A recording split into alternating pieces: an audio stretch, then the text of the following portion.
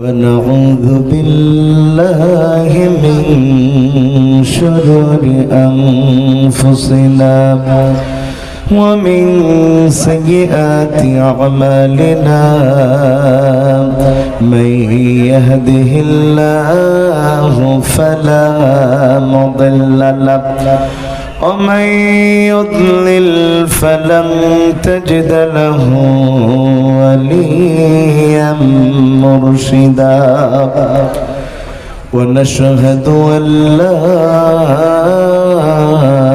إله إلا الله وحده لا شريك له ونشهد أن سيدنا إيماننا قدوتنا حبيبنا طبيبنا وطبيب روحنا محمد الذي أرسله بالحق بشيرا ونذيرا وداعيا إلى الله بإذنه وسراجا منيرا فقد قال الله تعالى في كلامه المجيد وفرقانه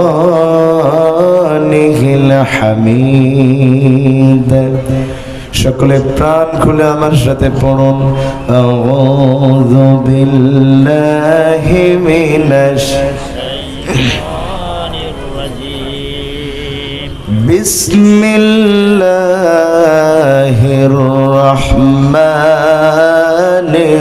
রহিম ইন্নাল্লাহা ওয়া মালাইকাতাহু يصلون على النبي يا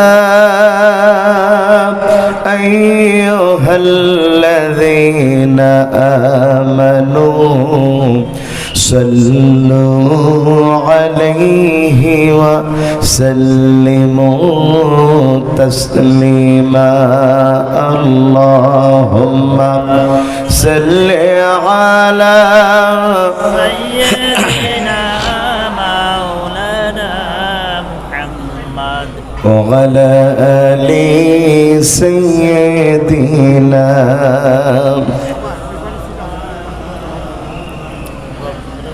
কোনো একদিন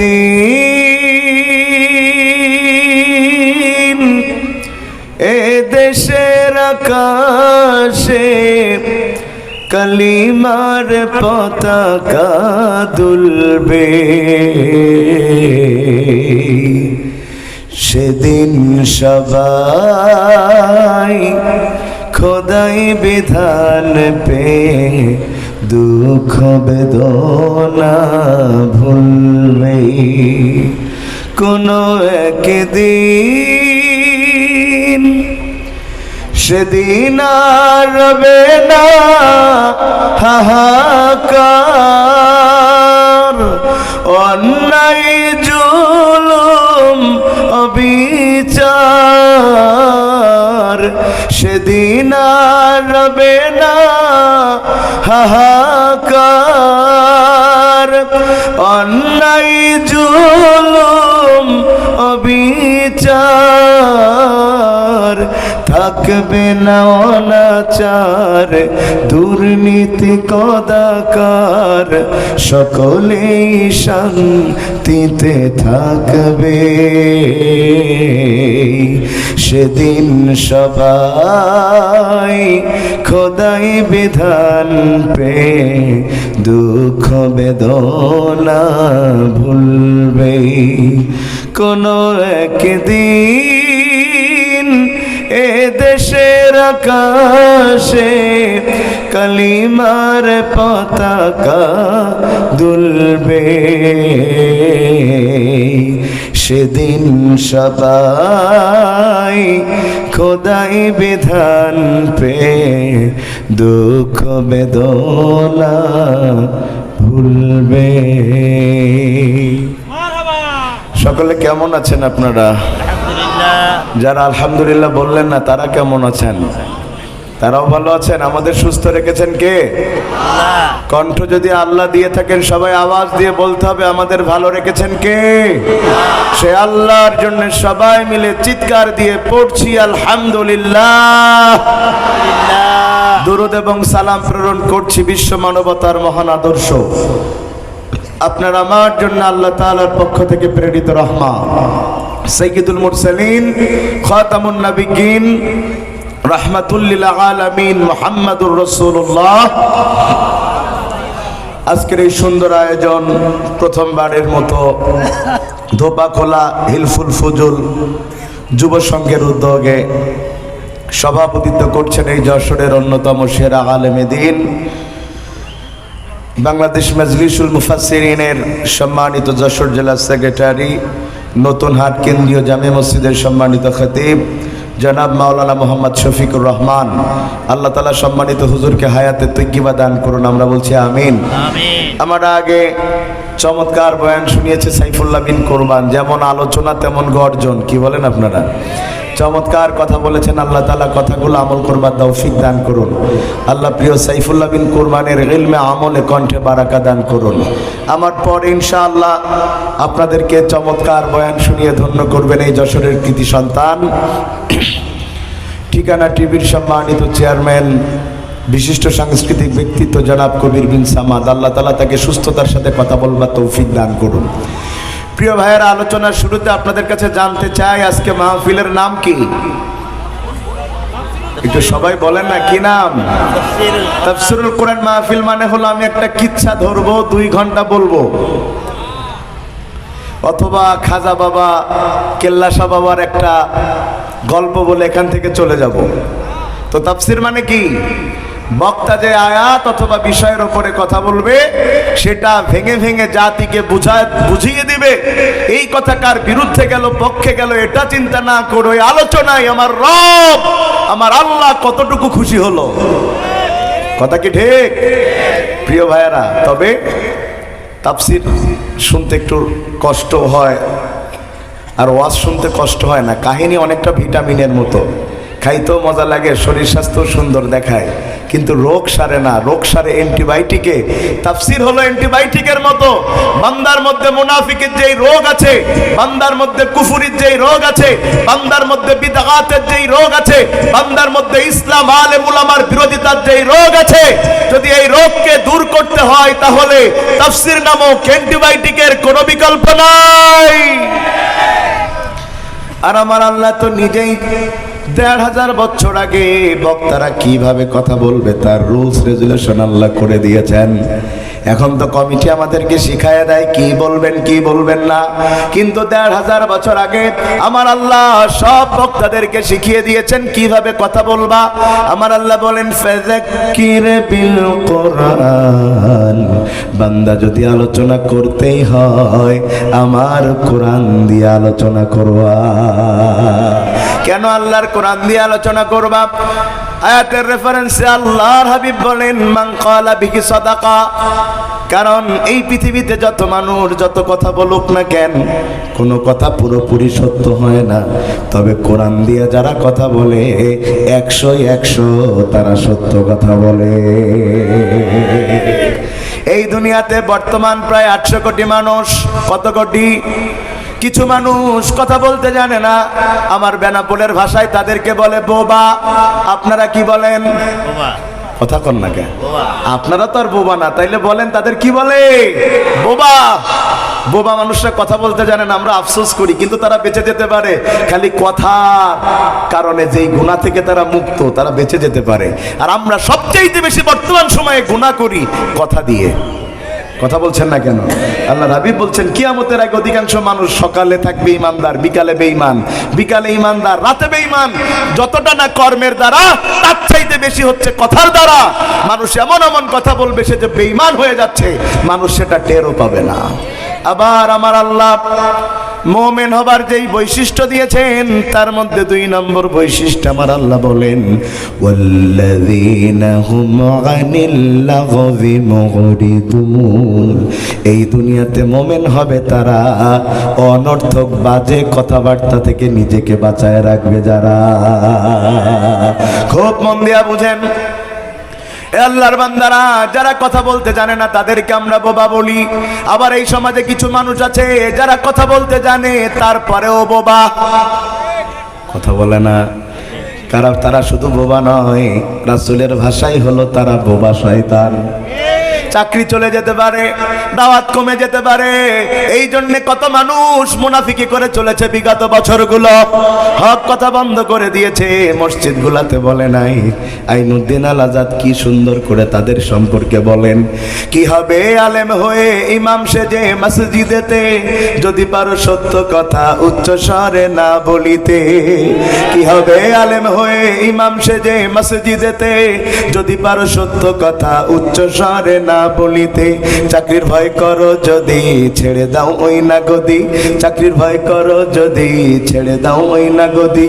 কি হবে ধোকা দিয়ে আল্লাহকে, কি হবে বেঁচে থেকে অযথা বিদ্যা শিখে, যদি না করতে পারি শোষণবিহীন সমাজটাকে। আল্লাহর হাবিব বলেন যে কোনো দেশের যে ভাষার লোক হোক না কেন, সবাই কি এক ভাষায় কথা বলে নাকি? কেউ বাংলা, কেউ ইংরেজি, কেউ আরবি, কেউ হিন্দি, কেউ উর্দু, কেউ ফার্সি, কেউ মালয়, কেউ চাইনিজে কথা বলে। আল্লাহ হাবিব বলছেন এই হাজারো কোটি মানুষের মধ্যে তারাই কেবল সত্য কথা বলে যারা আল্লাহর কোরআন দিয়া কথা বলে। এরপরে আল্লাহর হাবিব কথা এখানে শেষ করলেন না। 2 নম্বর আল্লাহর হাবিব বলেন ওমান হাকামা বিহি আদালা।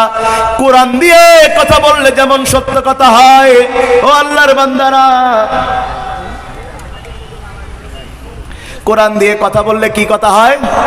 আল্লাহর হাবিব বলছেন কোরআন দিয়ে কথা বললে যেমন সত্য কথা হয়, ওই কোরআন দিয়ে বিচার করলেই কেবল ন্যায় বিচার হয়। আল্লাহর কসম করে কোরআন হাতে নিয়ে বলছি, ও নতুন হাটবাসী, এই সমাজে যারা কোরআন দিয়ে বিচার করে না ওরা সব জাহান্নামে যাওয়া লাগবে। ঠিক না বেটা? নামাজ যেমন ফরজ, রোজা যেমন ফরজ, হজ করা যেমন ফরজ, আমার আল্লাহ বলছেন ইন্নাল্লাহা ইয়া'মুরু বিল আদলি ওয়াল ইহসান। একই ভাবে ন্যায় বিচার করা যেমন ফরজ। যারা ন্যায় বিচার না করে অন্যায় বিচার করেছে, জালিমকে মাজলুম বানিয়েছে, মাজলুমকে জালিম বানিয়েছে, অন্যায় ভাবে আলেমদের হাতে হাত করে ধরিয়েছে, আল্লাহর কসম করে বলছি আল্লাহর জান্নাতের সুঘ্রাণ কশ্চিন কালে ওরা পাবে না, কশ্চিন কালে ওরা পাবে না। ওমান হাকামা বিহি আদালা। এই দুনিয়াতে কেবলমাত্র এই আওয়াজটাই যে এর মতো টানে, ক্লিয়ার হচ্ছে না এখান থেকে, তারাই কেবল ন্যায় বিচার করে যারা কোরআন দিয়ে বিচার করে। সুবহানাল্লাহ। আপনারা কি আওয়াজ বুঝতে পারতেছেন? তো ঠিকঠাক আসতে বলছেন কেন? কোরআনের বিচার কথা বলে না, কোরআনের বিচার। মাশাআল্লাহ। আমরা সেই কোরআনের আলোকে একটা বিষয়ের উপরে কিছু কথা বলবো। রাজি আছেন সবাই শুনতে ইনশাআল্লাহ? আমার অন্যদিন গতানুগতিক যেই গরম ভাবটা দেখেন আপনারা খুশি হন, আজকে তার কিছুই পাবেন না। একটু নরমাজ করে আমি আজকে এখান থেকে বিদায় নিতে হবে আর কি। প্রিয় ভাইরা, আজকে আমরা কথা বলার নিয়ত করেছি যে এই বিষয়ের উপরে। আমি বিষয়টা 2 বার বলবো, তারপরে আপনাদেরকে বলতে হবে বিষয়টা কি। আজকে আলোচনার বিষয় হচ্ছে ভালো মৃত্যু লাভের উপায়। আমি আরো একবার বলছি, আজকের আলোচনার বিষয় হচ্ছে ভালো মৃত্যু লাভের উপায়। যদি আপনারা আমার ভাষা বুঝে থাকেন বলেন আলোচনার বিষয় কি? পিছনের ভাইরা কি জেতা আছেন না মরি গেছেন? আছেন আছেন, বলেন ভালো মৃত্যু লাভের উপায় কি? আর আলোচনার বিষয় কি? ভালো মৃত্যু লাভের উপায়। মৃত্যু ভালো হোক খারাপ হোক, জীবনেও মরবেন না কারা কারা? একটু হাত তুলে দেখান। চাচা বোঝে নাই রে, মরা লাগবে, মরা লাগবে। আপনি গাছতলায় থাকেন আর 5 তলায় থাকেন, ক্ষমতায় থাকেন আর বিরোধী দলে থাকেন, মরা পৃথিবীর কোন শক্তি আপনাকে বাঁচিয়ে রাখতে পারবে? যদি কারোর বিদায় ঘন্টা বেজে যায়, 1 মিনিট এদিকেও যাবে না, 1 মিনিট ওদিকেও যাবে না। আমার আল্লাহ ঠিক এইভাবে কোরআনের মধ্যে বলেন, ইযা জাআজালুহুম লা ইস্তাখিরুনা সাআতাও ওয়া লা ইস্তাকদিমুন। মৃত্যু যদি কারোর চলে আসে, তাকে বাঁচাবার কোনো ক্ষমতা পৃথিবীর কারো।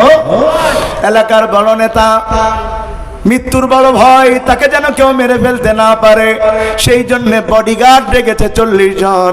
বলেন কতজন? সেই মানুষটা একদিন মারা যেয়ে চারদিকে দিয়ে চিৎপটাং হয়ে পড়ে আছে। বড় খারাপ মানুষ ছিল, তার মৃত্যুতে দুষ্টু পোলা পাইনে পোস্ট দিয়েছে, একটা উইকেটের পতন হইছে। কথা কয় না কা? কিছু মানুষ মারা গেলে মানুষ খুশি হয়, ইন্না লিল্লাহর বদলে আলহামদুলিল্লাহ বলে। লোকটা মারা গিয়েছে, 40 জন বডিগার্ড পাশ দিয়ে দাঁড়িয়ে আছে।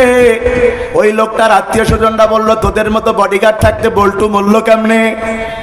ওরা বলল, আমরা তো বডির গার্ড ছিলাম, বডি তো ঠিকই আছে, একটা লোম পর্যন্ত পড়তে দেই নাই, কিন্তু রুহের তো কোনো গার্ড হয় না। যার রুহ সে নিয়ে গেছে, আল্লাহর কসম আমরা টেরও পাই নাই। তার মানে বোঝা গেল বডির গার্ড হয়, রুহের কোনো গার্ড হয় না। সুতরাং সুম্মা ইলাইনা তুরজাউন, মানুষকে আল্লাহর কাছে ফিরে যাওয়াই, জোরে বলেন, আল্লাহর কাছে ফিরে যাওয়াই লাগবে। সে যদি লোহার কোনো ঘরের মধ্যে নিজেকে আবদ্ধ করে ফেলে, গ্লাসের কোনো ঘরে নিজেকে আবদ্ধ করে ফেলে, সেখানে মনে হয় আজরাইল মালাকাল মাউত ঢুকতে পারবে না। পারবে? পারবে? আকাশ দিয়ে প্লেন যায়, যশোর এয়ারপোর্ট দিয়ে আওয়াজ আপনারা শুনতে পান না মাঝে মধ্যে? আকাশ দিয়ে প্লেন যায়, ওই প্লেনে উঠে যদি নতুন হাটের কোনো মানুষ মনে করে আকাশের ঠান্ডা বাতাস কেমন লাগে, এই বাতাসটা খাওয়ার জন্য একটু জানালা খুলে দেই, খুলতে দেবে? কথা কয় না, খুলতে দেবে? খুলতে তো দিবেই না। যদি কিনা খুলতে যায়, ওকে ধরে টুস করে ফেল দেবে। কথা বলছেন না কেন? টুস করে ফেলে দিবে। বন্ধুগণ আমার, কারণ প্লেন তো বেনাপোল যশোরের লোকাল বাস নয় যে জানালা খুলে বাতাস খাবেন, এটা তো কোনো লোকাল বাস নয়। আল্লাহর বান্দারা খুব মন দিয়া বুঝেন, খুব মন দিয়া বুঝেন।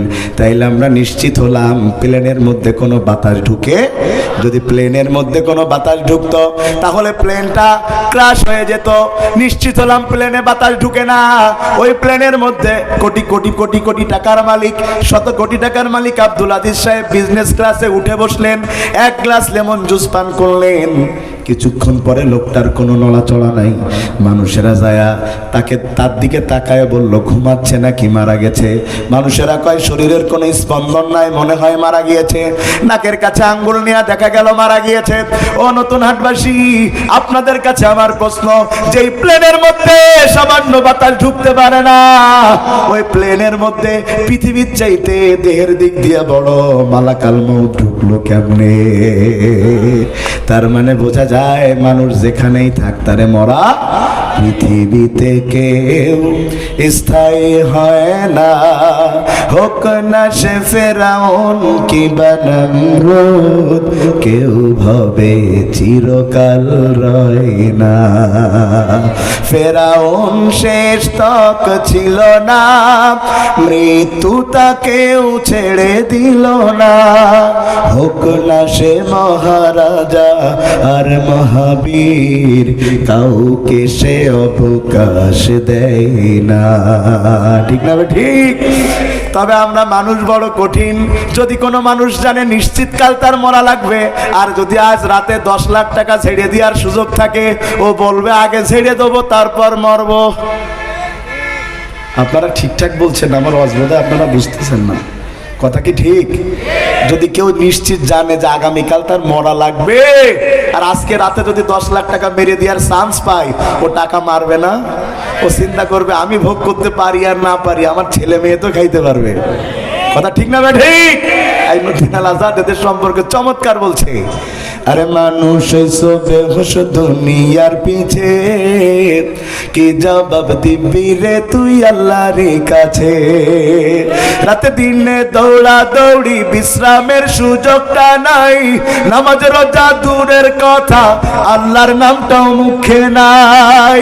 হালাল হারাম না মানিয়া করছো টাকা কামাই, এত টাকা রাখবা কোথায়, কাফনের তো পকেট নাই।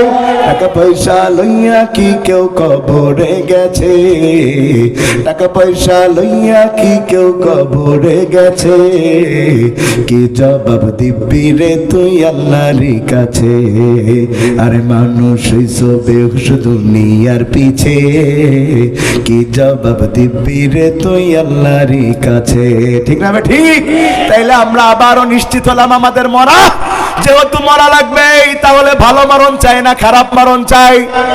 আওয়াজ হয় নাই, হাত তুলে বলেন কি মরণ চাই? আরো জোরে বলেন কি মরণ চাই? এই সমাজে কিছু মানুষ ভালো মরণ পেয়ে মরে যায়, ওরা যখন ভালো মৃত্যু পেয়ে মারা যায় মানুষ তাদের জন্য কাঁদতে থাকে, মানুষ তাদের জন্য তাহাজ্জুদ পড়ে দোয়া করে, মানুষ তাদের জন্য রোজা রাখে, মানুষ তাদের জানাজায় যাওয়ার জন্য জেল খাটতে রাজি, কিন্তু জানাজা ছাড়তে রাজি না, যেমন আল্লামা সাঈদী। কথা ঠিক না ঠিক? এত বিপদ জানার পরেও মানুষ জানাজায় গিয়েছে, কারণ ছিল আল্লামা সাঈদী ভালো ছিল। আবার এই সমাজে কিছু, এটাকে আবার রাজনীতি মনে হলো কারোর? যদি এই কথা কারোর রাজনীতি মনে হয় তো আপনার বিবেকে কুত্তায় প্রস্রাব করে দিয়েছে। শুনে নেন এ ভাই, শুনেন। আবার এই সমাজে কিছু মানুষ আছে কুত্তার চাইতে খারাপ, মানুষ কুত্তা মারা গেলে কষ্ট পায়, এই কুত্তামুখী মানুষগুলো মারা গেলে কষ্ট পায় না। দেখতে মনে হয় দুই পায়ের মানুষ, কিন্তু চরিত্র চার পায়ে জানোয়ারের চাইতে খারাপ। আমার আল্লাহ বলেন ওয়ালাকাদ জারা'না লি জাহান্নামা কাসীরাম মিনাল জিন্নি ওয়াল ইনস লাহুম কুলুবুল লা ইয়াফকাহুনা বিহা ওয়া লাহুম আ'ইউনুল লা ইউবসিরুনা বিহা ওয়া লাহুম আযানুল লা ইয়াসমাউনা বিহা উলাইকা কাল আনআম বাল হুম আযাল। এই সমাজে কিছু মানুষ আছে ওদের চোখ আছে দেখে না, অন্তর আছে উপলব্ধি করে না, তার মানে ওরা কানা না।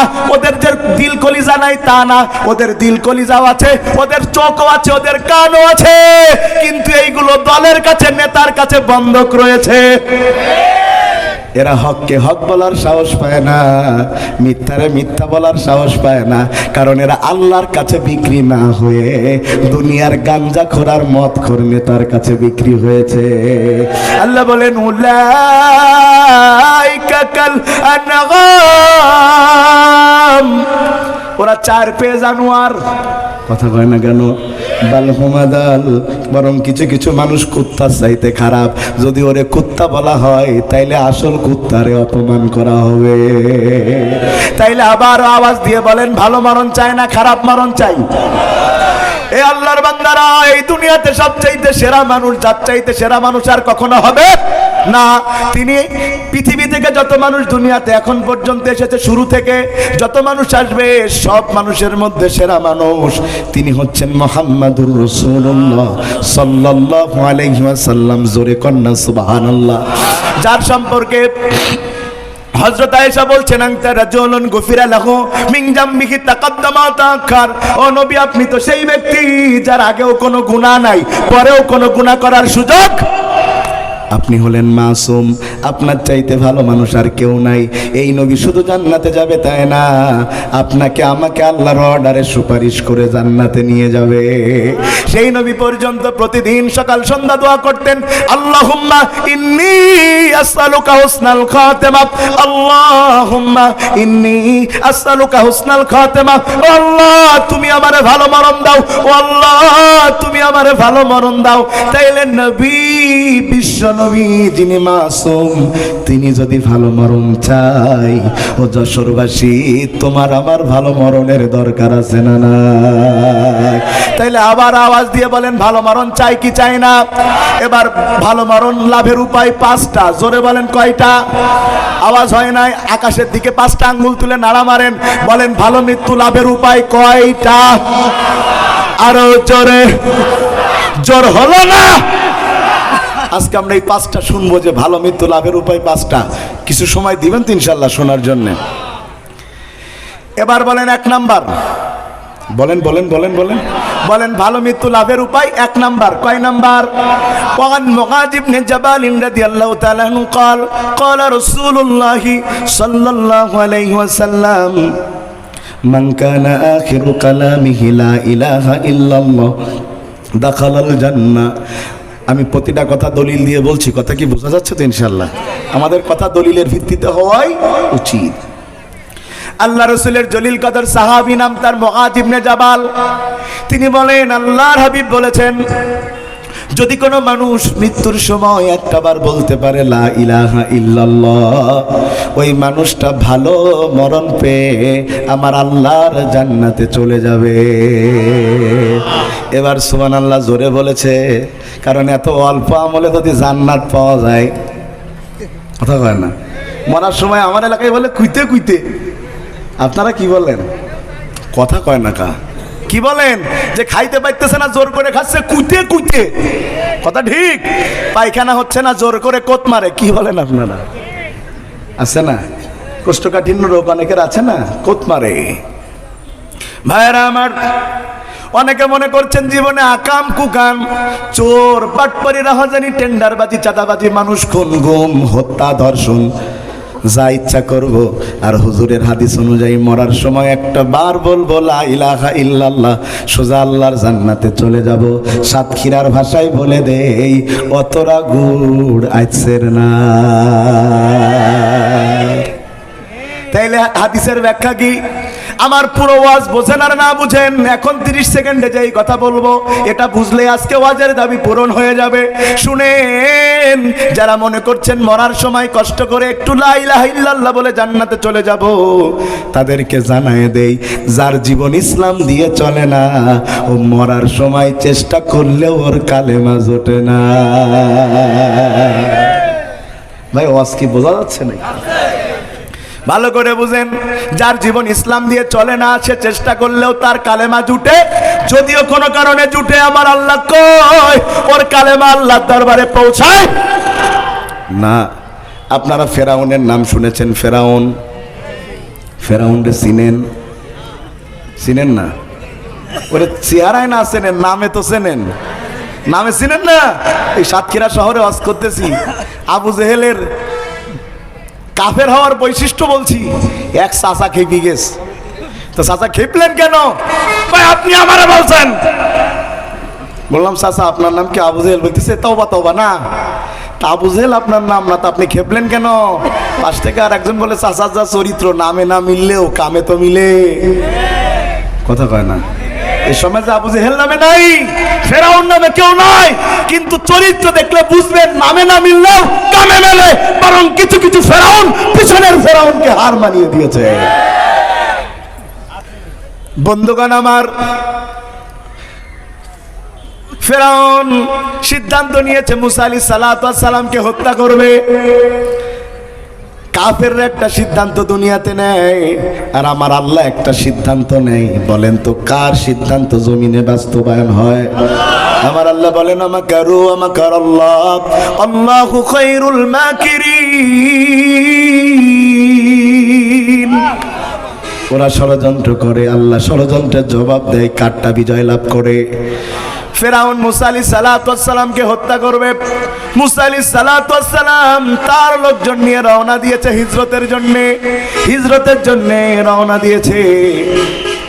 লোহিত সাগরের পাড়ে তারা হাজির হয়ে গেছে। এখন নদী পার হবে কেমনে? এদিকে তারা জানতে পেরেছে ফেরাউন তাদেরকে ধরার জন্য পিছনে ধাওয়া শুরু করেছে।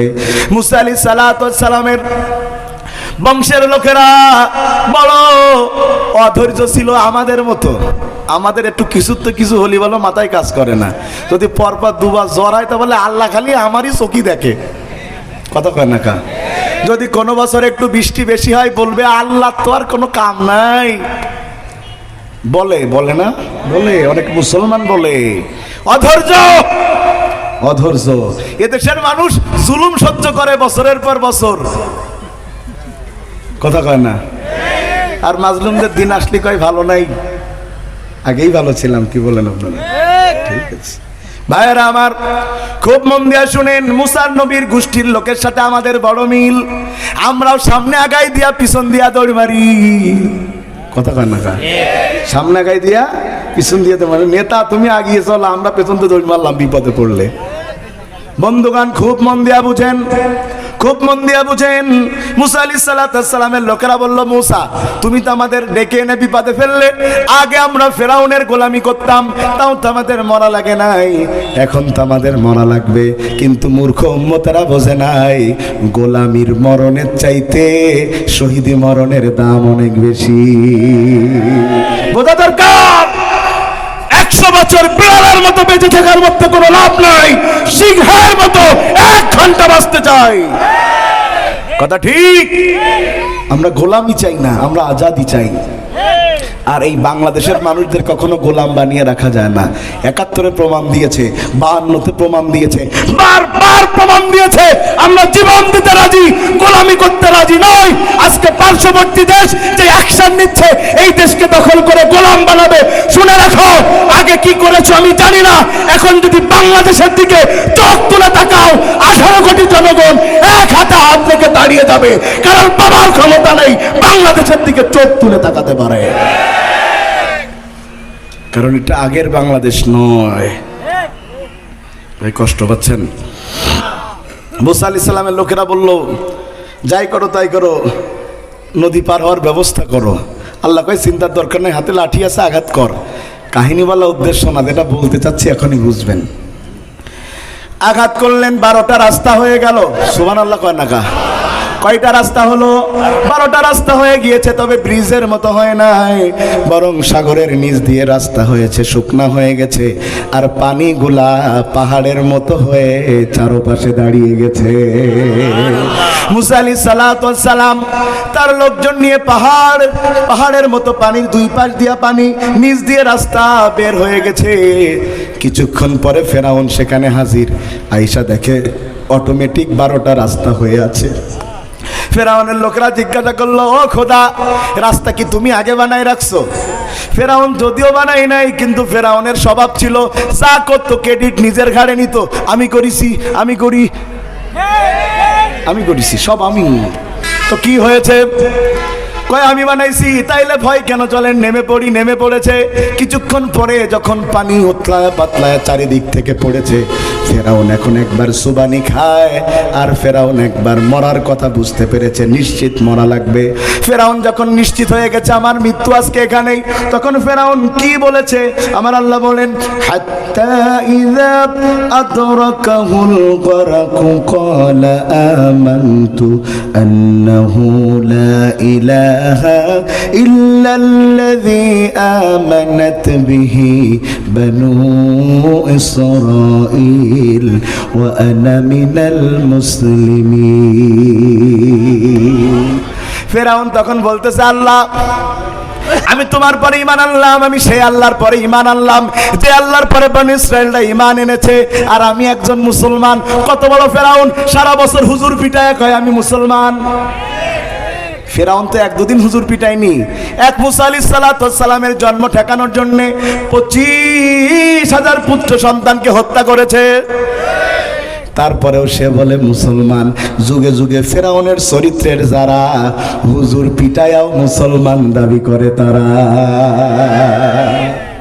বন্ধুগণ আমার, ফেরাউন যখন এই কথা বলেছে, আমার আল্লাহ কয়, আলান এখন কেন? এখন যে তুমি বেকা হয়ে সোজা হয়ে গেছো, আর কিছু করার নাই, যখন নিশ্চিত বুঝতে পেরেছো, তখন বলতেছ আমি ঈমান আনলাম। অথচ আমি আল্লাহ তাআলা বলে দিচ্ছি তোমার চরিত্র কেমন ছিল। ওয়াকাদ আসাইতা ক্বাবলু ওয়া কুনতা মিনাল মুফসিদিন। অথচ তুমি তো নিজেরে মুসলমান দাবি করছো, তুমি এমন চরিত্রের, তুমি কোরআনও পড়ো, আলেমও মারো। তুমি এই সমাজের মধ্যে যত সন্ত্রাসবাদ, যত জঙ্গিবাদ, সব তোমার বানানো। আল্লাহ কয়, এমন মানুষ মুসলমান হতে পারে না যে সকাল শুরু করে কোরআন দিয়া আর রাতের বেলা সেল ভরে ফেলে আলেমদের ফাঁসি দিয়া। ভালো করে বুঝেন আল্লাহর বান্দারা, তাইলে আমরা বুঝলাম এই দুনিয়াতে কেবলমাত্র তারাই মৃত্যুর সময় লা ইলাহা ইল্লাল্লাহ বলে মরতে পারবে যাদের জীবন ইসলাম দিয়া চলবে। কথা কোন ঠিক না বেঠিক? এই অঞ্চলে জানাজা হয় কি হয় না? জানাজার সালাত কয় তাকবীরে? কথা কয় না কা? কিছু দোয়া দুরুদ পড়া লাগে তো নাকি? অধিকাংশ তো পড়ে না, মুখ বন্ধ করে একতে দেয় তো ভেজাল ইমাম। পারে না তো পড়বে কি? ওটা আপনি মারা গেলেও যারা চালাবে ওরাও তো আরো পারবে না। কথা কয় না কা? তা চতুর্থ তাকবীর আমরা একটা দোয়া পড়ি, দেখেন তো মিলে কিনা। আল্লাহুম্মা গফিরলি হাইয়িনা ওয়া মাইয়িতিনা ওয়া শাহিদিনা ওয়া গায়বিনা ওয়া সগীরিনা ওয়া কাবীরিনা ওয়া যাকারিনা ওয়া উনসানা আল্লাহুম্মা মান আহইয়াইতাহু মিন্না ফাআহইহি আলাল ইসলাম ওয়া মান তাওয়াফাইতাহু মিন্না ফাতাওয়াফাহু আলাল ঈমান। অর্থ তো বুঝেন নাই, দোয়ায় অনেকে পারে না, তো অর্থ পারবে কি? অনেকে দোয়া জানে, অর্থ জানে না, হুজুরও তো জানে না। শামিন হামজা ভাই ওয়াজ করলেন যে এক হুজুর নাকি 24 বছর ধরে ইমামতি করে আর একই দোয়া করে, রব্বি হাবলি মিনাস সলিহিন। এক যুবকের একটু মনে কিউরিসিটি জাগলো যে একই দোয়া হুজুর করে, অর্থটা কি? হুজুরকে জিজ্ঞাসা, হুজুর কয় আমি তো খালি দোয়া জানি, অর্থ জানি না। ও বেটা চলে গেছে থানার ইমামের কাছে, যায় কয় এই দোয়াটা আমার হুজুর করে, কি অর্থ? হুজুর কয় যে আমার নেক সন্তান দান করো আল্লাহ। সে আবার আগের হুজুরের কাছে রিটার্ন এসে বলে, হুজুর আপনার ছেলে মেয়ে কটা? কয় 14টা। কয় দোয়া না বুঝে, দোয়া যদি আরো 24 বছর চলে আরো 14টা হয়ে যাবে, ফুটবল টিম একটা আপনার বাড়িতেই হয়ে যাবে, বাড়িতে আর বাইরে তার কোনো প্লেয়ার লাগবে না। কি বলেন আপনারা? তাহলে অর্থ কি বোঝা লাগবে? কি বলি আমরা শেষের অংশে? আল্লাহুম্মা মান আহইয়াইতাহু মিন্না ফাহিহি আলাল ইসলাম। ও আল্লাহ, যদি আমাদের বাঁচায় রাখো তাইলে আমাদেরকে ইসলামের উপরে বাঁচায় রাখো, আর যদি মরণ আমাদেরকে দিবা অবশ্যই তাহলে ঈমানের উপরে মরণ দিও। তাইলে বোঝা গেল জীবন যদি ইসলাম দিয়ে না চলে, মরার সময় কালেমা জুটে। এবার বলেন ইসলাম মানা লাগবে? এরা আওয়াজ হয় নাই, জোরে বলেন লাগবে। ইসলাম মানবেন 133, ইসলাম মানবেন 100। এরা আওয়াজ কানে আসে না, জোরে বলেন 100, আরো জোরে বলেন 100, 100, 100। আপনি আমল করতে পারেন নাই ভিন্ন কথা, কিন্তু ইসলামের কোন বিধান নিয়ে আপনি প্রশ্ন তুলতে পারবেন। যেমন আপনি জিহাদ করতে পারেন নাই ভিন্ন কথা, কিন্তু জিহাদকে যদি আপনি জঙ্গিবাদ বলেন, আল্লাহর কসম আপনারে বেঈমান হয়ে মরা লাগবে।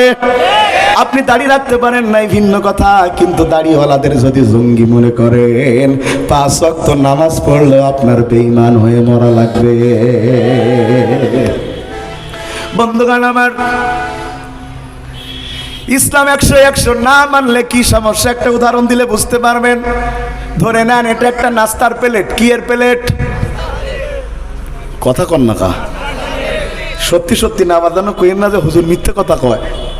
আমাদের হুজুরদের এখন খুব বিপদ, ওয়াজ করা আরো বিপদ। কত হিসাব করে ওয়াজ করতে হয় আমাদের। হুজুর ওয়াজ করতে গেছে, যায় ওয়াজ করতে করতে আলেমের মর্যাদা বলতে বলতে হুজুর বলে ফেলেছে, যদি কোনো এলাকার কবরস্থানে একটা আলেম দাফন হয় তাইলে তাদের কবরের আযাব মাপ। ওয়াজ শেষে সবাই হুজুরের বেঁধে রেখেছে। হুজুর বলছে আমার বেঁধে রাখলেন কেন? বলছে হুজুর আপনি যেই ফজিলতের ওয়াজ করেছেন, যদি কোনো কবরস্থানে একটা আলেমের মাটি দেয়া যায় সবার গুনাহ মাপ। এখন আমাদের গ্রামে তো কোনো হুজুর নেই, আপনার মেরে কবর দেওয়ার সিদ্ধান্ত নিছি। শুনতেছেন কথা? যাতে আমাদের গুনাহ মাপ হয়। এখন তাহলে বলেন ওয়াজ কি চিন্তা করে করা লাগবে? বন্ধুগণ আমার,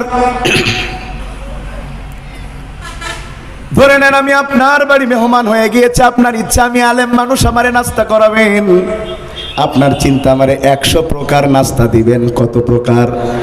আপনি 100 প্রকার নাস্তা ম্যানেজ করতে পারলেন না, 99টা ম্যানেজ করার পরে আর কোনোভাবে আর 100 নম্বর আইটেম খুঁজেই পাচ্ছেন না, কিন্তু আপনার শখ কত রকম খাওয়াবেন। হঠাৎ করে দেখলেন আপনার 2 মাসের বাচ্চা, যারা আপনি বড় ভালোবাসেন, সেই বাচ্চা হঠাৎ করে পায়খানা করেছে। আপনি চিন্তা করলেন আমি আমার ছেলেরে তো কম ভালোবাসি না, কোটি টাকা দিলেও তো ছেলেরে বিক্রি করব, তাইলে আমার ছেলেরও দাম আছে, ছেলের পায়খানারও 100 টাকা পায়খানা নিয়ে 100 নম্বর জায়গায় বসাই দিছে। আমি যাওয়ার পরে কই হুজুর আহলান সাহলান মারহাবান, আসেন আসেন হুজুর নাস্তা খান। আমি নাস্তার দিকে তাকায়া দেখি ওই কর্নারে একটু পায়খানা, আমি আর ছুঁয়ে দেখি না। লোকটা আমারে বারবার কয় হুজুর খান না কেন? আমি কইলাম আমি যে খাবো, ওই কর্নারে কেন পায়খানা দিয়েছো? সে এবার আমারে কয় হুজুর 100টার মধ্যে একটা পায়খানা, 99টা তো ভালো, তাহলে বাকি 99টা খান। আমি বললাম যেই প্লেটে পায়খানা থাকে বাকি 99টা নাস্তারও মর্যাদা নষ্ট হয়ে যায়। কোনো জ্ঞানবান রুচিসম্মত মানুষ পায়খানার প্লেটের নাস্তা গ্রহণ করতে পারে?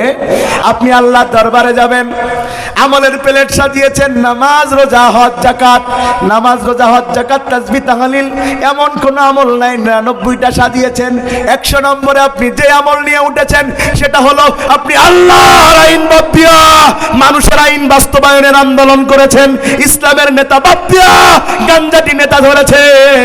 এই আল্লাহর আইন বাদ দিয়া মানুষের আইন, মানুষের তৈরি করা আইন মানুষের পায়খানার চাইতে খারাপ। এই আমলকে নিয়ে আল্লাহর দরবারে যাবে যারা, এই পায়খানা নামক আমলের কারণে বাকি 99টা আমল বাতিল হয়ে জান্নাত থেকে জাহান্নামে যাবে তারা।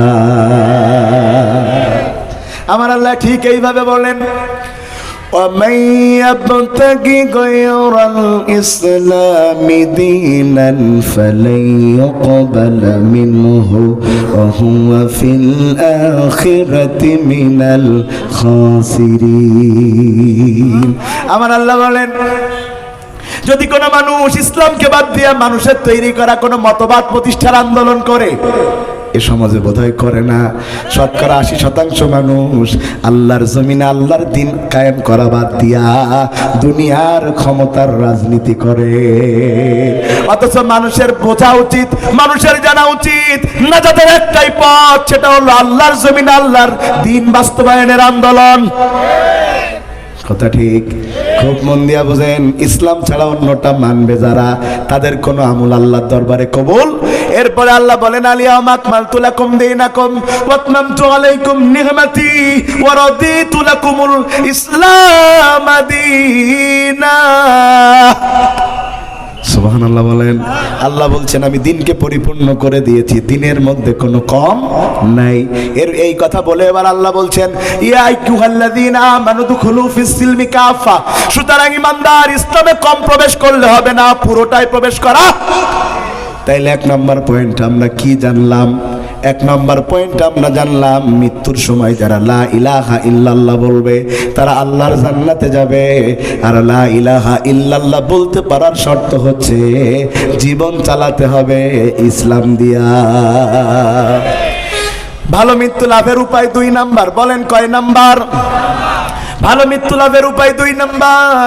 এই দুনিয়াতে ভালো মৃত্যু পেয়ে আল্লাহর জান্নাতে যাবে তারা, আল্লাহর জমিনে আল্লাহর দিন কায়েমের আন্দোলন করতে যে মৃত্যু বরণ করে কবরে যাবে যারা, শহীদ হয়ে আল্লাহর জান্নাতে প্রবেশ করবে তারা।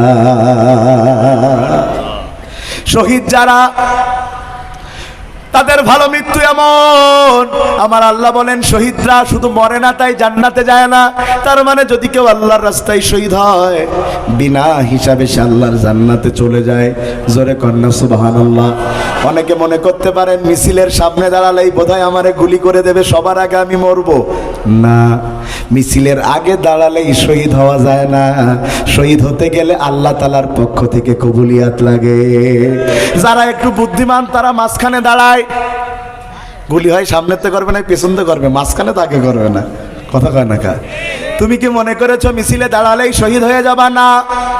ইসলামের বড় সেনাপতি নাম তার খালেদ বিন ওয়ালিদ, যাকে আল্লাহ সাইফুল্লাহ বলে ডেকেছে, এমন কোন যুদ্ধ নাই যেই যুদ্ধে সে জয়লাভ করে নাই। মানুষটা মারা যাচ্ছে বিছানায়, তখন তার কান্না, চোখ ফেটে পানি বের হচ্ছে। লোকেরা বলল, কাঁদো কেন, কি হয়েছে তোমার? বলে, আমার কি অবস্থা দেখো, প্রত্যেক যুদ্ধে আমি জয়লাভ করেছি, আমার পুরা শরীরে জিহাদের ক্ষত বিক্ষত দাগ। অথচ আমার মরণ হচ্ছে বিছানায়। তার মানে বোঝা যায় ময়দানে গেলেই শহীদ হওয়া যায় না, কবুলিয়াত লাগে কার? আমার আল্লাহ বলেন হুয়া জাতাবাকুম ওয়া মা জাআলা আলাইকুম ফিদ্দীনি মিন হারাজ। দিনের কাজ করতে গেলে কবুলিয়াত লাগে কার পক্ষ থেকে? যাকে তাকে আল্লাহ শহীদ বানায় না। হেদায়েত বড় কঠিন জিনিস। অনেককে মেরে মেরে আল্লাহর রাস্তায় নামাজে নিয়ে যায় না, আবার অনেককে ফাঁসির মঞ্চে তুলেও আল্লাহর রাস্তা থেকে সরানো যায় না। কারণ একজনের কপালে হেদায়েত আছে আর একজনের কপালে হেদায়েত। এই যে শুরুতে আমি বলেছি মাই ইয়াহদিহিল্লাহু ফালা মুদিল্লা লাহু ওয়া মাই ইউদ্লিল ফালা হাদিয়া লা। খুব মন দিয়া বুঝেন, আমাদের অঞ্চলে পাট গাছ হয় না? পাট পাট পাট হয়। পাট শাক খান আপনারা? খাইতে তো মজাই লাগে, কি বলেন? যদি পাট শাকের সাথে একটু লেবু চেপে দেওয়া যায় আর শুকনো ঝাল ভেজে নেওয়া যায়, মনে হয় খাইতে আছে রে বা। তবে পুরুষ মানুষ যত না পছন্দ করে, গর্ভবতী নারী তার চাইতে পছন্দ করে। কথা বলেন। গর্ভবতী নারী তার বাড়ির ছোট বাচ্চাটাকে পাঠিয়েছে, যাও একটু মাঠ থেকে আমার জন্য পাট শাক আনো। এখন বাচ্চা তো বুঝে না কেমন শাক রান্না করতে হয়। ও বাজার মাঠের মধ্যে যায় বড় বড় পাকা পাকা দেখে পাতা নিয়েছে। পাট শাক কি পাকা পাতা দিয়ে খায়? আরো যে সমস্ত বড় পাতা নিয়েছে পোকা লেগে ফুটো হয়ে গে, ফুটো ফুটো বুঝেন তো, ফুটো হয়ে গেছে। আমাদের দেশে দুইটা জিনিস বেশি ফুটো পাওয়া যায়, একটা পাতা আর একটা হলো টাকা। তো পাতা নাই, ফুটো করলো পুকায়, টাকা ফুটো করলো কারা? ওই ব্যানসন গোল্ডিপ খায় আর কথা কয় না। টাকা ফুটো হয়ে গেছে। এই টাকা এখন ভ্যানওয়ালা রিক্সাওয়ালা কেউ নেয় না। ওরা না পেরে সেই টাকা ফিসাবিলিল্লাহ বলে মসজিদ দান করে দেয়। ফুটো টাকা, ফুটো ফুটো। বছর শেষে এতটা ফুটো টাকা জমা হয়ে বলছে আল্লাহর, বলছে যে টাকা কেউ নেয় না হুজুররা নেয় আল্লাহর নামে। আল্লাহ। বন্ধুগণ আমার, একটা পাট শাক খেতে গেলে যদি পোকা লাগা পাতা কেন মানুষ না নেয়? আল্লাহ হাজার কোটি মানুষের মধ্য থেকে শহীদ বানাবে, কোন পোকা লাগা মুনাফিককে আল্লাহ শহীদ বানায় না। আল্লাহ শহীদ বানায় তাদের ইমানের পরীক্ষায়, পরীক্ষা দেওয়ার সামর্থ্য আছে যাদের। দুই নম্বরে আমার আল্লাহ বলছেন যারা শহীদ হয় তারা মরে না। সুবহানাল্লাহ বলবেন না? তাহলে মরে না তো তারা কি বেঁচে আছে নাকি? আমাদের দেশের মরা মানুষেরও তো অনেক ক্ষমতা, ক্ষমতা নাই? এদেশের মরা মানুষের অনেক ক্ষমতা। পীর সাহেবদের তো আছেই, আমাদেরও আছে। 12 সালে মরে গেছে। 22 সালের বোমা মামলার আসামি, 22 সালে বোমা মারার আসামি 12 সালে মরি গে, মানে কবরতে বোম মেরি। কথা ঠিক? পাস করতে গেছি বগুড়ায়, সে অনেক আগের কথা। আব্দুল বারি ভাই আমাকে দেখাচ্ছে পত্রিকার হেডলাইন, 40 জন মরা মানুষ 400 কেজি চাল কাঁচা খেয়ে ফেলে। 40 জন, কথা কয় না, 40 জন মরা মানুষ কি খেয়ে ফেলেছে? চাল। কি বিশ্বাস হয়? পরে ভিতরে ঢুকে দেখা গেল 40 জন মরা মানুষের নামে 400 কেজি চাল তুলে জীবন্ত মরারা খেয়ে ফেলি। সেদিন পত্রিকায় দেখলাম এই কদিন আগে, আরে মেম্বার ও বেঁচে আছে, তা ওর বোন নামে বিধবা ভাতার কাট করিছে। রাগ করতেছেন? এদেশে তো মরা মানুষ ভোটও দেয়, কত কার না কার, থাকার খাওয়া যাবে না। ভাইয়ের আমার মন দিয়া বুঝেন, আল্লাহ বলছেন লা তাকুলু লিমান ইউকতালু ফি সাবিলিল্লাহি আমওয়াত বাল আহইয়াউ ওয়ালাকিন লা তাশউরুন। তো শহীদরা মরে না কেমনে? সাইয়েদ কুতুবকে শহীদ করা হয়েছে মিশরে, কিন্তু এখনো তার নাম স্বর্ণাক্ষরে লেখা আছে। উহুদে শহীদ করা হয়েছে হামজাকে। কথা বলেন না কেন? তাদের নাম এমন ভাবে লেখা আছে, দুনিয়া যতদিন তাদের নাম ততদিন, তারা কখনো মরে না। এ দেশেও ইসলামের কারণে শহীদ করা হয়েছে যাদের, তাদের নাম লিপিবদ্ধ থাকবে যতদিন বাংলাদেশে সূর্য উঠবে। 4 নম্বরে এই শহীদ হওয়ার পয়েন্টে 4 নাম্বার, যারা শহীদ হয় আমার আল্লাহ বলেন, আর আল্লাহ রাসূল তার ব্যাখ্যা করে বলেন, যারা শহীদ হয় আল্লাহর রাস্তায় তোমরা তো দেখো কত কষ্ট দিয়ে তাদের মারা হয়েছে, কিন্তু আমি রাসূল বলছি তাদেরকে যখন হত্যা করা হয়, শহীদ করা হয়, পিঁপড়া কাটার যন্ত্রণাও তারা পায় না। সুবহানাল্লাহ। পিঁপড়া কাটার যন্ত্রণাও তারা পায় না। পিঁপড়া কাটার যন্ত্রণা তারা পায় না কেমনে? ব্যাখ্যা একটু লম্বা বলবো, একটু লম্বা ব্যাখ্যা। আমার সময় তো 10টা পর্যন্ত, সময় কমে আসতেছে। নারায়ে তাকবীর বলে দেবে, এখনো 3টে বাকি, ওই 3টে বলতে তো 1 ঘন্টা লাগবে। 3 নাম্বারেরটা শুনে নেন, 2 নাম্বারেরটা আগে শুনেন। 2 নম্বরের 4 নাম্বার স্টার পয়েন্ট হচ্ছে যারা আল্লাহর রাস্তায় শহীদ হয়, আপনি দেখছেন তাদের নাক দিয়ে রক্ত বের হয়েছে, আপনি দেখছেন তাদের মৃত্যু নিশ্চিত করার জন্য রক কেটে দিয়েছে, আপনি কান্নাকাটি করছেন, কিন্তু আপনি জানেন না তাকে যখন এইভাবে রশিতে ঝুলানো হয়েছে, আমার আল্লাহ পিঁপড়া কাটার যন্ত্রণাও তাদের দেয় না। দলিল নেন, রোম সম্রাট কার্জিয়াসের বাহিনীর সাথে মুসলমানদের যুদ্ধ শুরু হয়েছে। যুদ্ধ, সেই যুদ্ধে মুসলমানদের সংখ্যা 3000, কাফেরদের সংখ্যা 1 লক্ষ। যুদ্ধ শুরু হয়েছে, 10 দিন চলে যায়, কিন্তু মুসলমানদেরকে কেউ যুদ্ধে হারাতে পারে না। বাদশা বলল, কি হয়েছে, কেন হারাতে পারে না? যাও যাও যাও, একটু গোয়েন্দারা যে খোঁজ খবর নিয়ে আসো তারা কোন পদ্ধতিতে যুদ্ধ করে। গোয়েন্দারা কয়েকদিন থেকে রিপোর্ট এনে দিয়েছে বাদশা, তারা যেই পদ্ধতিতে যুদ্ধ করে কিয়ামত পর্যন্ত যুদ্ধ করলেও তাদের হারানো যাবে না। সুবহানাল্লাহ। কয় কেন কেন কেন? কয় ওরা সারাটা দিন খোদা পেটে যুদ্ধ করে আর সারা রাত যায় নামাজে তাদের আল্লাহর জন্য সেজদা দেয়। ওরা যখন যায় নামাজে সেজদা দেয়, আমার আল্লাহর রহমতে তাদের শরীরে আগের দিনের চাইতে বেশি শক্তি এসে ভর করে, তাদের পেটের ক্ষুধা চলে যায়। পরের দিন তারা যুদ্ধ করে, তাদের ইমানি শক্তি এমন, তারা অস্ত্রের জোরে যুদ্ধ করে না, তারা যুদ্ধ করে মূলত ইমানের জোরে। কথা কন ঠিক না ঠিক? তারা যুদ্ধ করে কিসের জোরে? এই জন্য তো হাজার অত্যাচারের পরেও, হাজার নির্যাতনের পরেও ইসলামী আন্দোলনের নেতা কর্মীদেরকে ঠেকানো যায় নাই, বরং যত বাদ দিয়েছে তত বাদ ভেঙে জোয়ারের সৃষ্টি হয়েছে। শুনেন, আপনি ইসলামে যত বাদ দিবেন, বাদ দিতে পারবেন, কিন্তু যেদিন এই বাদ ভেঙে যাবে, বাদ ভেঙে যাবার কারণে এত জোরে স্রোত হবে, যারা বাদ দিয়েছে তাদের 14 গোষ্ঠীরে উড়ায়া ওপারে পাঠায়া দেবে। খুব মন দিয়া বুঝেন, খুব মন দিয়া বুঝেন। কখনো ইসলামের রাস্তায় বাদ দিতে হয়? জোরে বলেন, ইসলামের রাস্তায় বাদ দেওয়া যায় না। সাময়িক ভাবে দেওয়া গেলেও আল্লাহ যখন বাদকে একবার খুলে দেয়, 14 গোষ্ঠীকে আল্লাহ নির্বংশ করে ছেড়ে দেয়। বন্ধুগণ আমার, বাদশা বলল ওদের ইমান এত বেশি। কয় হ্যাঁ, কয় ওদের একজনের ইমান পরীক্ষা করতে চাই, ধরে নিয়ে আসো। 15-20 জন যাও। ওই 15-20 জন ডাক দিয়ে বলছে, বাদশা যদি 15-20 জন যে ধরা লাগে তাহলে তুমি যাও, তুমি যাও। বাদশা বলছে আমি যাবো মানে? বলছে হ্যাঁ, 15-20 জন পাঠাবা ধরার জন্য ওদেরকে। যদি একজন দেখে নারায়ে তাকবীর বলে, একটাও বাড়ি হিতে পারবো না। সুবহানাল্লাহ। কয় না কেন? বলে তাইলে কয়জন গেলে একজনকে ধরে আনা যায়? কয় 10,000 দিলে হয়, যাওয়া যায়। সুবহানাল্লাহ। কয় না কেন?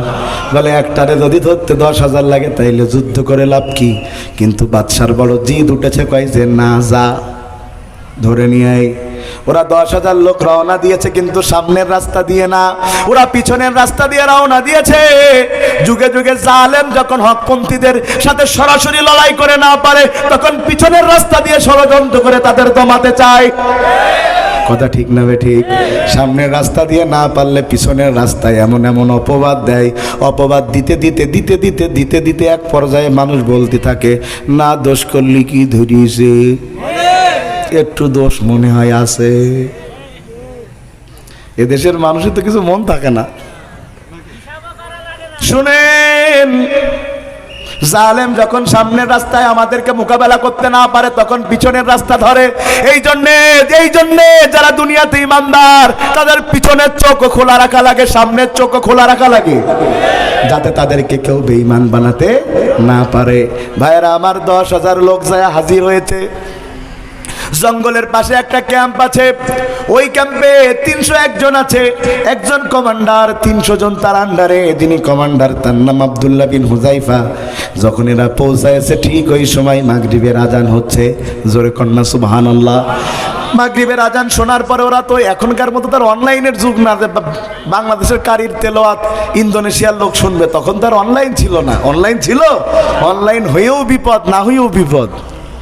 ভাইরা আমার, আজান শেষ হয়ে গেছে, ইকামত হয়ে গেছে, এবার সালাত শুরু হয়েছে। 300 জন মানুষ 3টা লাইনে দাঁড়ায় গেছে, জোরে কন্যা সুবহানাল্লাহ। এত সোজা হয়ে গেছে লাইন, কোনো বেঁকাচোরা নাই, এত সোজা হয়ে গেছে লাইন, কোনো বেঁকাচোরা নাই। এবার ইমাম সাহেব দাঁড়িয়েছেন আব্দুল্লাহ বিন হুযাইফা ইমামের জায়গায়। এর আগে তো রোমের কোনো মানুষ কোরআন তেলাওয়াত শোনে, সে এবার নামাজের মধ্যে দাঁড়ায় তেলাওয়াত শুরু করেছে। আপনারাও পড়েন, আলহামদুলিল্লাহি রাব্বিল আলামিন আর রহমানির রহিম মালিকি ইয়াউমিদ্দিন ইয়াকা না'বুদু وإياك نستعين اهدنا الصراط المستقيم صراط الذين أنعمت عليهم غير المغضوب عليهم ولا الضالين। তেলাওয়াত শোনার পরে ওরা পাগলের মতো হয়ে গেছে, কি শুনলাম কি শুনলাম। আসলে কোরআনের মজা কোনোদিন ফুরায়? 70 বছর ধরে মুরব্বি নামাজ পড়ে, এক ইমামের পিছনে ইমাম প্রতিদিন সূরা ফাতিহা তেলাওয়াত করে, কেউ কোনোদিন বলে নাই যে হুজুর এক সূরার কত শুনবো, কেউ এই কথা বলে নাই, কারণ কখনো কোরআন পুরানো হয়। অথচ একটা গান 2-4 মাস চলার পরে মানুষ তো দূরে থাক, কুত্তাও শোনে না। এক একটা সময় এক একটা গানের জোয়ার আসে। কিছুদিন আগে একটা গানের জোয়ারে সারা পৃথিবী ভেসে গেছে। বাংলা ভাষাভাষীরা এক লাইন বললেই মনে পড়বে, গান শোনানোর ইচ্ছা না, খালি বোঝাচ্ছি। যেখানে সেখানে যেতাম, আমার কাছে নাই গো বুবু কাঁচা বাদাম। আমি এক লাইন গান শোনালাম ইচ্ছা করে, কেন বোঝালাম যে এই গানটা যে একসময় সারা জায়গায় বেজেছে, তাকে আপনাদের মনে আছে? এখন আর নামই নাই, শেষ। কিন্তু সূরা ফাতিহা 1500 বছর ধরে তেলাওয়াত হচ্ছে, এ কখনো শেষ হবার নয়। সুবহানাল্লাহ। কয় না? 50 বছর ধরে তাফসীর করে একজন বক্তা, 40 বছর ধরে করে একজন বক্তা, 30 বছর ধরে করছে একজন বক্তা, তার তাফসীর চলেই যাচ্ছে। কেন? সব কিছু পুরাতন হয়, কোরআন পুরাতন হয় না। আমি যেই আয়াতের উপরে যেই তাফসীরের পরে কথা বলছি, যে এই বিষয়ে আর একজন কথা বলে আর একটা বিষয় অ্যাডজাস্ট করে আলাদা মজা পাওয়া যাবে, ঠিক কিনা বলেন? বন্ধুগণ আমার, আমরা তাইলে আলোচনা করছিলাম ভালো মৃত্যু লাভের উপায় কয়টা? 5টা। 1 নাম্বার বলেছি মৃত্যুর সময় লা ইলাহা ইল্লাল্লাহ, জীবন চালাতে হবে ইসলাম দিয়ে। 2 নাম্বার বলছি শাহাদাতের মর্যাদা। শাহাদাতের মর্যাদার একটা পয়েন্ট বলতেছি, যারা মৃত্যুর সময়, যারা শাহাদাতে মৃত্যু পায় তাদের কোনো কষ্ট দেওয়া হয়, সেটার দলিল আপনাদেরকে দিচ্ছি।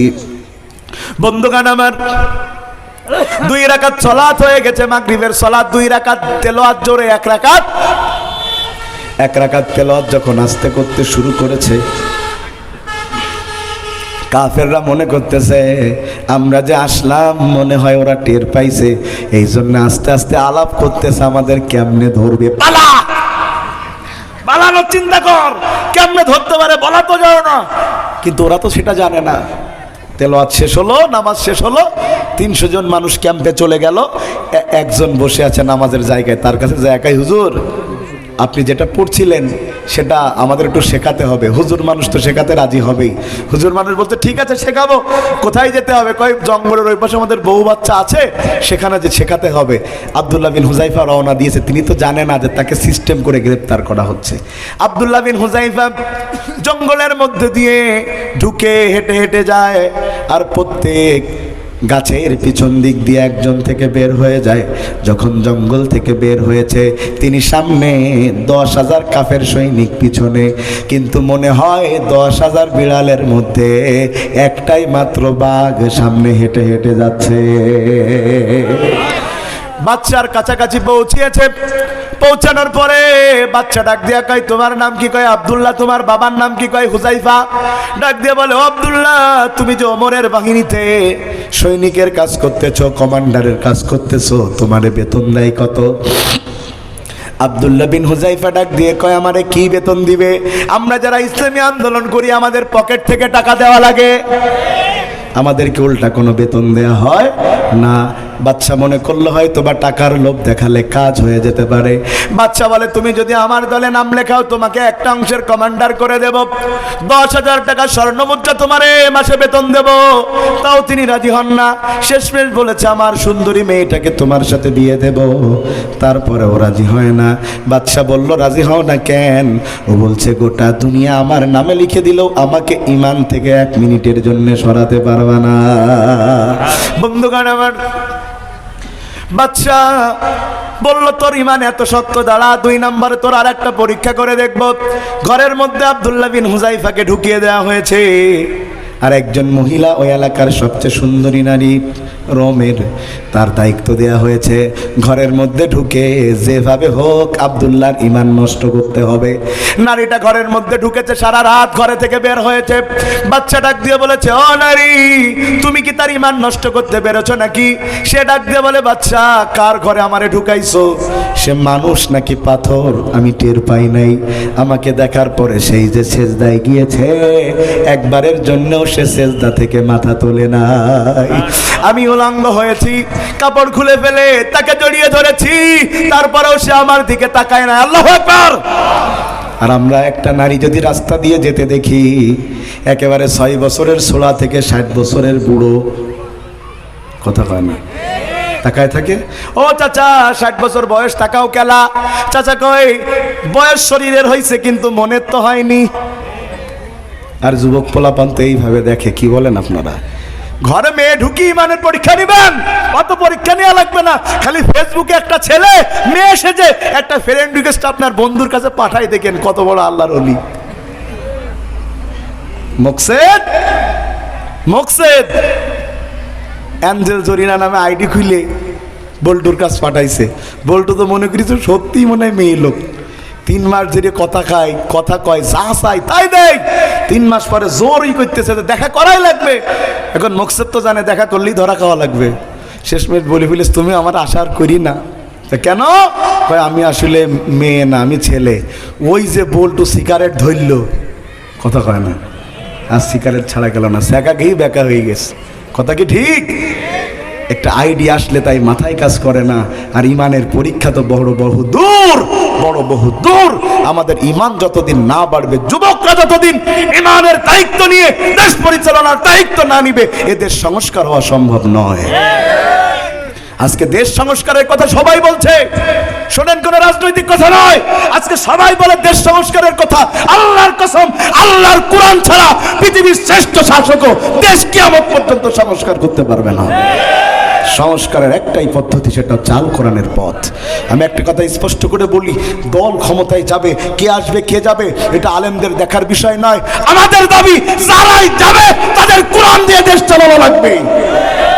এটা আমাদের দাবি। হয়ে গেল, কোরআন দিয়ে চালালেই হয়ে গেল। কারণ কোরআনের পক্ষে যারা, আমরা সবাই তাদের পক্ষে। রাগ করলেন? প্রিয় ভাইরা,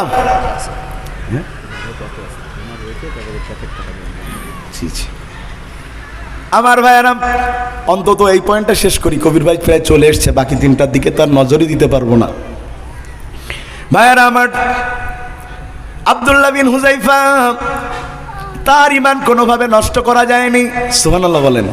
3 নম্বরে বাচ্চা সিদ্ধান্ত নিয়েছে, দাঁড়াও, সর্বশেষ এই পদ্ধতিতে আমি আব্দুল্লাহ বিন হুজাইফার ঈমানকে নষ্ট করব। কি সেই পদ্ধতি? বলছে, আব্দুল্লাহ বিন হুজাইফার সবচাইতে কাছের মানুষ কে আছে তারে খুঁজে বের করো। অনেক সময় আপনি আমারে মারবেন কিন্তু আমার ঈমান নষ্ট করতে পারবেন না, কিন্তু আমার সামনে যদি আমার ছোট বাচ্চা ছেলেটাকে মারেন, আমি দুর্বল হয়ে যাব না? এটাকে বলে ব্ল্যাকমেইলিং। আমার ভাইয়েরা, আব্দুল্লাহর সবচাইতে কাছের মানুষকে ধরে আনা হলো। অনেকটা আমাদের দেশের বাংলা সিনেমার মতন। কি বলেন? ওই যে হারামি বলেন তো আপনারা, হারামি ভিলেন ডিপজল। কি জল? ডিপজল। আপনাদের কিরা সাকিব খানের ধরে এনেছে, এনে বলছে জমি লিখে দে, ও তা লিখে দেবে না। আপনারা কিছু বলতেছেন না। এই নতুন হাট অঞ্চলে মানে কারো ঘরে টিভি নেই, টিভি নেই কারো ঘরে, তা আল্লাহর ওলি, ঠিক আছে সব। ও ভাই আমার, ও তো মোটে লিখে দিবে না। তখন ভিলেন কি করে, ওই হিরোর বউ অথবা গার্লফ্রেন্ড অথবা মা ধরে আনে। কথা কি ঠিক? ধরে আনে, এনে কি বলে, হয় জমি লিখে দিবি, ফ্যাক্টরি লিখে দিবি, না তোর মা বাপের মেরে ফেলবো। তখন মা কি বলে ডায়লগ দিয়ে, আমি মরে যাই জমি লিখে দিবি না। কথা কয় না। তারপর দেখবেন কেমনে কেমনে নায়কের সেই হাতের বান্ধল খুলে যাবে, ভিলেনের সাথে সেই ঢিসুম ঢিসুম হবে। শেষে ভিলেন হেরে যেয়ে যেই ভিলেনের গুলি করে মারতে যাবে সেই পুলিশ হাজির, হ্যান্ডস আপ। কথা কয় না কা? আমাদের দেশে সব কাজে পুলিশ লাস্টে আসে, খালি হুজুর ধরতি আগে আসে। ভাই আমার ওয়াজের যে গতি, তো আজকে 33ও দিতে পারিনি তো ভাইয়ের আমার, বুঝেন। আব্দুল্লাহ বিন হুযাইফার বন্ধুকে ধরে আনা হয়েছে, বলছে তুমি ঈমান যদি না ছাড়ো আব্দুল্লাহ, তোমার বন্ধুকে মেরে ফেলা হবে।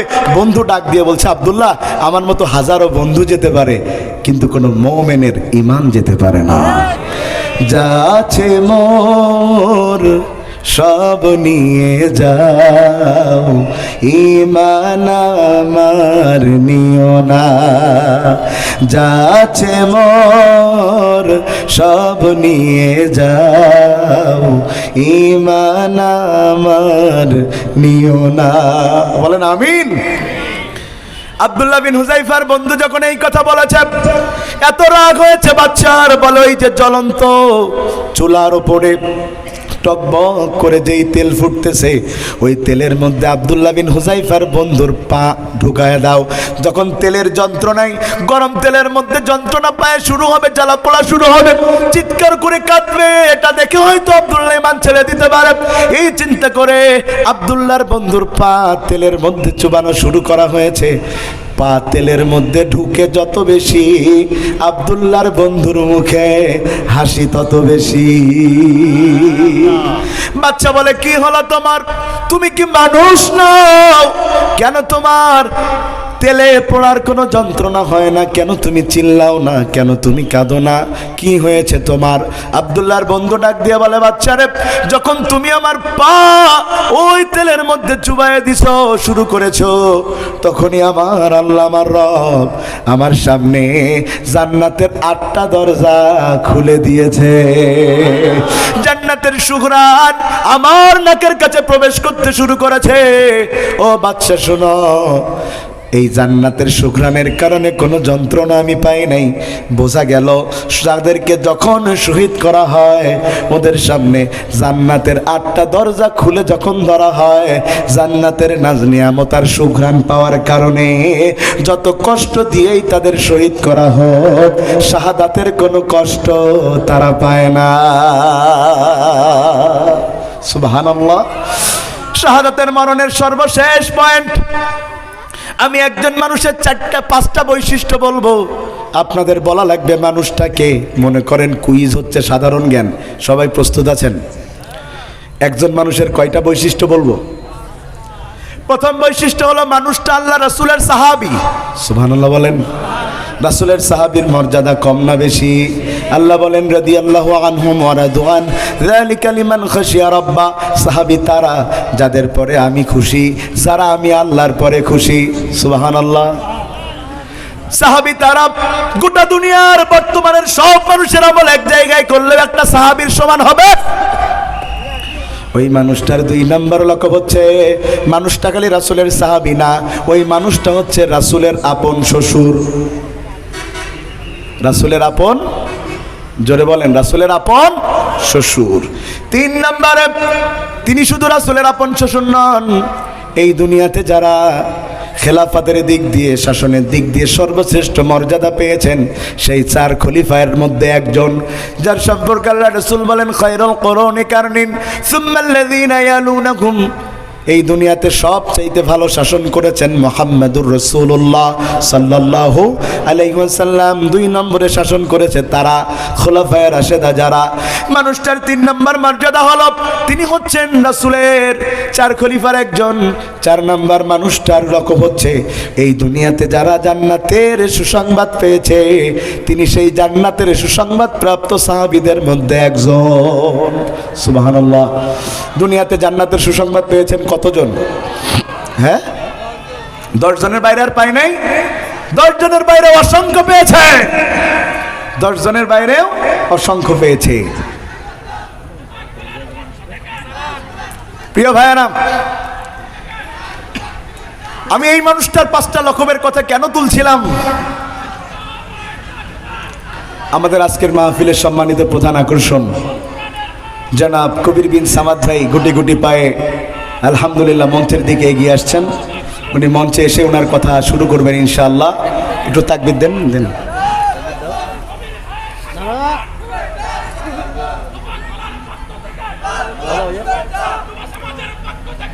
সুইচ দিয়েছেন উপরে। নারায়ে তাকবীর, নারায়ে তাকবীর। ধোপাকলার পক্ষ থেকে কবির ভাইয়ের আগমন, কবির ভাইয়ের আগমন। ধোপাকলার পক্ষ থেকে নারায়ে তাকবীর।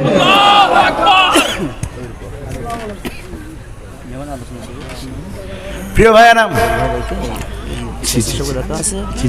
ওদের রেডি করে দেন, এক্ষুনি রেডি করেন। আমি প্রিয় ভাইয়েরা, আমরা জান্নাতে যেতে চাই। কথা কন, চাই না? চাই না?